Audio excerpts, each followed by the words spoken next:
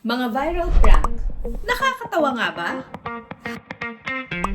Hi, I am Jackie Manabat, an independent digital journalist, at pag-usapan natin yung mainit na issue ng viral pranks sa social media.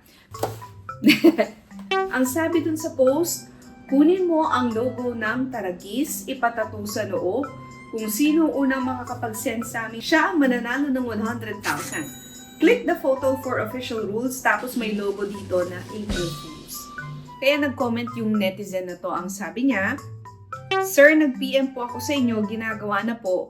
Wait po ako sa chat ninyo." Pero may lumalabas ngayon na isang marketing ploy itong April Fool's post at maging si tatay.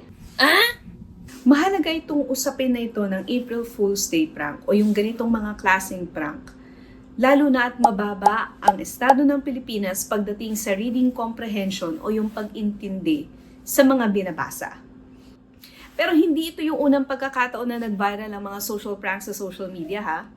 May prank na ginawa yung mga vloggers sa Davao na pinasalin nila yung gasolina sa isang plastic na bote at nagkunwaring ininom ito at nalason.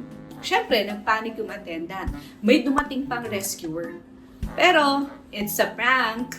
Heto matindi. Sa Metro Manila, may nagpanggap na meron silang kinikidnap. Naka-black bonnet pa. So ayun, nagsorry sila. O, heto naman sa Cebu, may nagkunwaring white lady, tumayo sa gilid ng kalsada, may dala-dala pang kandila. Siyempre, may ilang mga motorista na natakot. Yung mga pranksters na to, na muntik pang makasakit sa kapwa at nagdulot pa ng kaguluhan kung nasaan sila, ay naharap sa kaso. Yung mga teenagers naman ay pinag-community service. Kaya ang tanong, hanggang saan nga ba dapat ang mga prank? Kailan matatawag na harmless o nakasasakit na ang mga pranks? Isipin ang magiging kahihinatnan. Ano ang magiging resulta nito? Ikakapahiya ba ito ng tao o ikasasakit ng ibang tao? Kapag oo ang sagot mo sa mga tanong na ito, ay huwag nyo nang ituloy. O kaya magdudulot ito ng emotional damage! huwag na itong ituloy. Ang pinakamahalaga, itanong sa sarili kung bakit ito ginagawa. Ang layunin ng prank ay magpatawa at hindi manakit. Let's elevate our content creation online.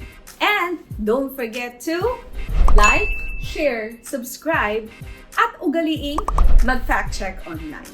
Mag-iingat po kayo lagi. Bye! Ang magiging kahihinatnan.